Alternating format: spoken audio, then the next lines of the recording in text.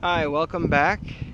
My last video was a 15-mile review of the REI Co-op CTY 1.1, and to date, so far, I've put 140 miles on it, so it's holding up pretty well. I haven't had any mechanical breakdowns. The only issues I've had are punctures in the tires, which again, I think I talked about in the last video. They are Kenda tires, 700 by 40, and I had so many punctures that I just went ahead and put slime in the tubes, which ever since I've done that, I haven't had any problems. It does great on short to medium rides. The longest I've ridden it was about 25 miles. I'm not a fan of long distance road biking on this particular setup.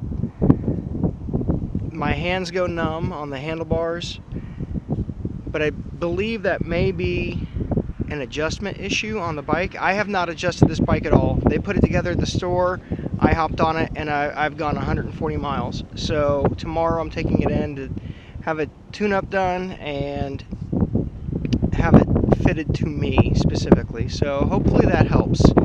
I've contemplated putting gravel bike drop-down bars on it and stuff like that, but we'll see how a tune-up and a fitment goes, or a fitting goes. One other thing I'm not a fan of for longer rides is it only has one spot to put a water bottle cage. I would have really liked to have had a second spot. Right now I ride with a Camelback and that's fine. One thing I thought about was getting a strap bottle cage down here, but the cables are right here, but I think I could probably slide one through there. It's not a huge deal, just something I have to think about and how to overcome it. The tread on the tires has held up really well on the road. I haven't had any problems with any breakdowns at all, actually, none at all. So for a hybrid, for a trail slash city commuter road bike, which I'm definitely not using it for, I think it's a fantastic bike. It actually is comfortable to sit on. It sits up more upright than a road bike or even a gravel bike. So one thing in the future I may do is get a longer stem again, and I'm still thinking about putting gravel drop-down bars on it, but I'm going to keep it the way it is for now, and we'll see how it goes. I think in the last video I called it midnight black. I think I looked back on their website and it's actually pitch black. And with the pitch black, they come blacked out. The Co-op here comes blacked out. The color's a little different. I think that's the only part that's blacked out. You have this stripe here, and then up here you have their logo and stuff like that. So, oh, and here on the stem, blacked out as well. But as far as shifters, it's a 3x8. Shifting is very snappy. I like it. Once you put it in gear, you know it's going in gear and it stays in that gear. I do have like I said, I do need a tune-up. When I go to the top gear in the front, it wants to jump off, but the chain guard keeps it on and pushes it back onto the top gear.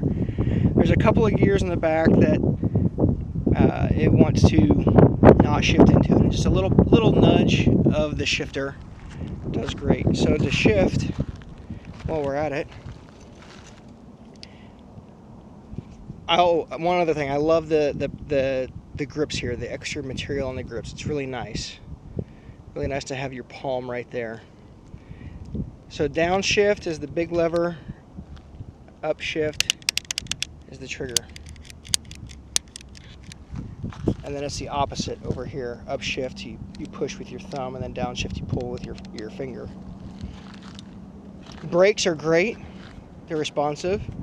I use the crap out of them going down hills. The saddle is not too bad. Like I said, again, it's a great 15-mile bike. It's not a great 20+ mile bike for me.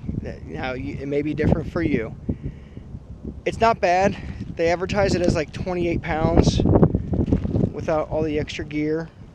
I do have a Garmin speed sensor on the rear axle, a Garmin cadence sensor on the left crank arm,